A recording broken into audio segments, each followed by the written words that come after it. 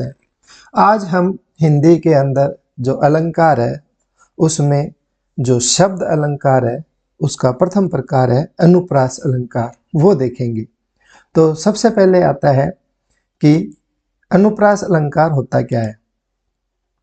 तो अनुप्रास अलंकार जो है वो दो शब्दों से मिलकर बना है, एक तो अनु और एक है प्रास, है ना। अनु का अर्थ क्या होता है? बार बार आना, ठीक है। और प्रास का अर्थ होता है वर्ण, ठीक है। तो वर्ण का बार बार आना ही क्या है? अनुप्रास अलंकार है। तो यदि किसी काव्य के अंदर हमें ऐसा वर्ण मिल जाए जिसकी बार बार पुनरावृत्ति हो रही है, या तो वो 2 बार आ रहा है, या वो 4 बार आ रहा है, या 3 बार आ रहा है, तो उसके अनुसार अनुप्रास अलंकार उस काव्य की शोभा बढ़ाता है। तो यदि पेपर में आ जाए तो उसकी हम परिभाषा क्या लिखेंगे कि जब किसी काव्य को सुंदर बनाने के लिए किसी वर्ण की आवृत्ति बार बार हो, आवृत्ति का मतलब होता है बार बार रिपीटिशन होना, बार बार आना, आवृत्ति बार बार हो, तो वह अनुप्रास अलंकार कहलाता है। जैसे एक उदाहरण देते हैं हम, तरणी तनुजा तट तमाल तरुवर बहु छाए। तो इसके अंदर ये तय वर्ण तय वर्ण तय, इस तय वर्ण की आवृत्ति कितनी बार हुई है? 5 बार हुई है ना। तो यहाँ पर तय वर्ण की आवृत्ति हो रही है, तो यहाँ पर अनुप्रास अलंकार निहित है। उसके बाद में एक उदाहरण और देखते हैं, मुदित महीपति मंदिर आए, सेवक सुमंत बुलाए। तो यहाँ पर देखो मैं वर्ण की आवृत्ति हो रही है ना, 3 बार आया है मैं वर्ण, और यहाँ पर स वर्ण 2 बार आया है। तो यहाँ पर मैं और स की क्या हो रही है? आवृत्ति हो रही है, इसलिए इसके अंदर अनुप्रास अलंकार निहित है। उसके पश्चात एक उदाहरण और है, करुणा करिके करुणा निधि रोए। ये क वर्ण है, यहाँ पर क वर्ण है और यहाँ क वर्ण है, तो क वर्ण की आवृत्ति होने की वजह से यहाँ पर जो अलंकार है वो अनुप्रास अलंकार निहित है। एक उदाहरण और देखो, विमल वाणी ने वीणा ली। यहाँ पर भी व वर्ण की आवृत्ति है, तो यहाँ पर कौन सा अलंकार है? अनुप्रास अलंकार है। तो जो हमारा अनुप्रास अलंकार है ये एक शब्द अलंकार है ना, कि मतलब किसी काव्य में कोई शब्द ऐसा आ जाए जिसकी वजह से उसमें कुछ काव्य में कुछ हटकर हमें प्रदर्शित हो, कुछ अलग ही रूप दिखे, तो वहां पर जो अलंकार होता है वो शब्द अलंकार होता है। मतलब शब्द के आधार पर ही अलंकार पहचाना जाता है। उसका जो प्रथम उदाहरण है वो है अनुप्रास अलंकार। अनुप्रास अलंकार के अंदर वर्णों की क्या होती है? बार बार आवृत्ति होती है।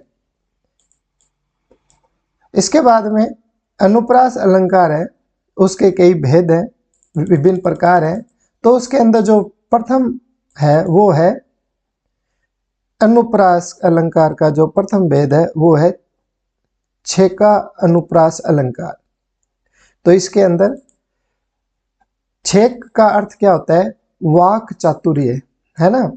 छेक का अर्थ क्या होता है? वाक चातुर्य, है ना। जिस अनुप्रास अलंकार में, है ना, वर्णों की आवृत्ति, देखो मैंने आपको बताया था कि वर्ण की आवृत्ति 2 बार भी हो सकती है, 4 बार भी हो सकती है, 6 बार भी हो सकती है, 5 बार भी हो सकती है, 3 बार भी हो सकती है। लेकिन यदि वर्ण की आवृत्ति केवल 1 बार ही हो, है ना, तो वहां पर कौन सा अलंकार होता है? वहां छेका अनुप्रास अलंकार होता है।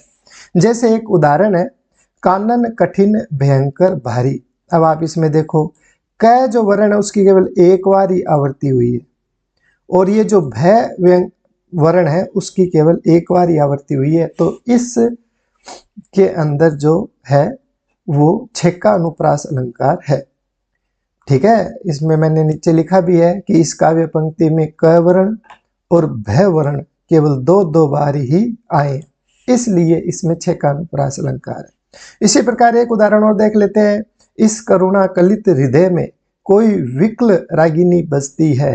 तो इसके अंदर क वर्ण और क वर्ण केवल 2 बार ही आए, है ना। तो यहाँ पर जो अलंकार है वो छेका अनुप्रास अलंकार निहित है। उसके पश्चात जो नेक्स्ट अलंकार है वो है वृत्त्या अनुप्रास अलंकार। तो वृत्त्या अनुप्रास अलंकार के अंदर की पहचान क्या होती है कि जब किसी काव्य में जो वर्ण है उसकी जो आवृत्ति है, मतलब बार बार आना, वो क्या हो, एक से अधिक बार है।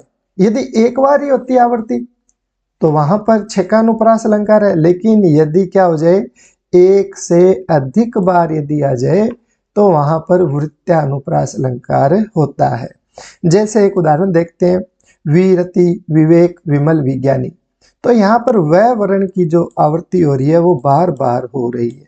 तो यहाँ पर जो अलंकार है वो कौन सा है, वृत्यानुप्रास अलंकार है। ठीक है, वह वर्ण की आवृत्ति बार बार हो रही है, मतलब एक से अधिक बार होनी चाहिए। इसी प्रकार चारु चंद्र की चंचल किरणें खेल रही थी जल थल।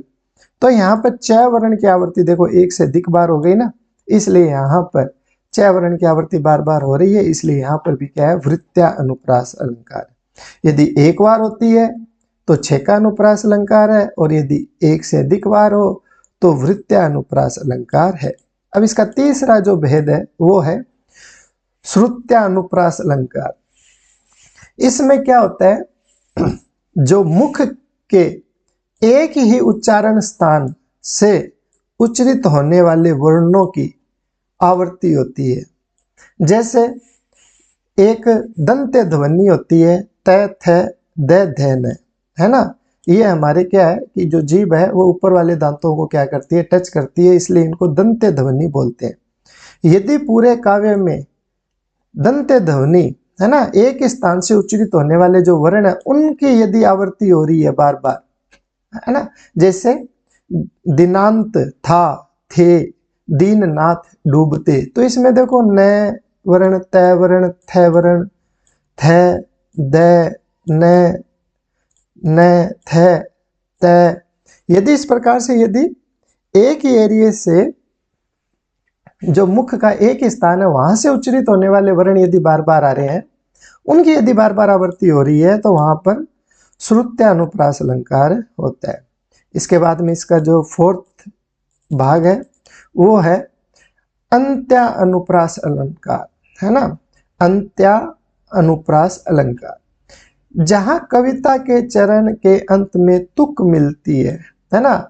आपने हिंदी साहित्य में पढ़ा होगा, है ना, गण भी पढ़े हैं, तुक पढ़े हैं, है ना। तो यदि वहां पर तुक मिलती है, जैसे जो लास्ट वर्ण है क्या है, अंजन भंजन, है ना, तुक मिल रही है ना, वहां अंत्या अनुप्रास अलंकार होता है। ठीक है, पद के अंत में एक ही वर्ण, या तो वर्ण सेम है या जो उनका स्वर है वो भी क्या होना चाहिए, सेम होना चाहिए, मतलब उन्हीं की यदि आवृत्ति आए तो वहां पर अंत्यानुप्रास अलंकार होता है।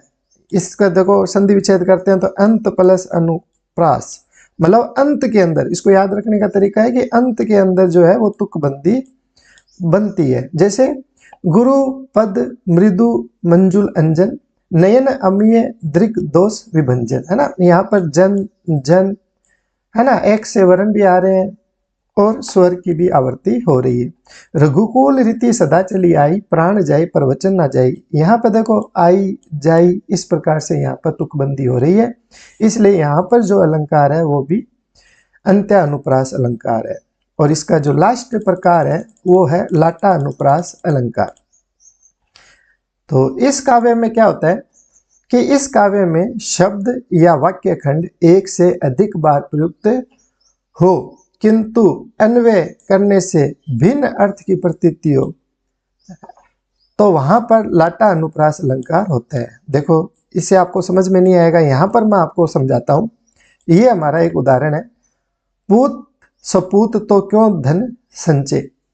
मतलब यदि हमारा जो पुत्र है, पूत है, पुत्र है, वो यदि सपूत है, अच्छा पुत्र है, तो फिर हमें धन इकट्ठा करने की आवश्यकता नहीं है। और फिर इस लाइन में देखो, पूत कपूत तो क्यों धन संचय, मतलब यदि पूत कपूत है, अच्छा पुत्र नहीं है, तो फिर हमें धन इकट्ठा करने की क्या जरूरत है, वो वैसे भी बर्बाद कर देगा, है ना। तो इसके अंदर आप देखो कि एक शब्द की या एक पूरे वाक्य खंड में, वाक्य खंड की, है ना, एक से अधिक बार प्रयुक्त हो रहे हैं। बस इन दोनों में क्या अंतर है, यहाँ पे सपूत आया है और यहाँ पे कपूत आया है, बस इतना ही तो अंतर है। लेकिन बाकी तो सारे शब्द है, जो शब्द है वो सेम है, इसलिए यहाँ पर जो इन दोनों का अर्थ है वो अलग अलग निकल रहा है, इसलिए यहाँ पर लाटा अनुप्रास अलंकार है। जैसे राम हृदय जाके नहीं विपत्ति सुमिंगल ताही, राम हृदय जाके नहीं विपत्ति सुमंगल ताही। यहां पर देखो कि यहां पर कोमा की वजह से क्या हो रहा है, अर्थ का अनर्थ या अलग अर्थ बन रहा है, इसलिए यहां पर भी कौन सा अलंकार है, यहां पर भी जो एग्जाम्पल है वो लाटा अनुप्रास अलंकार है। तो आज आपने पढ़ा लाटा अनुप्रास, तो आप चैनल को सब्सक्राइब करें। धन्यवाद।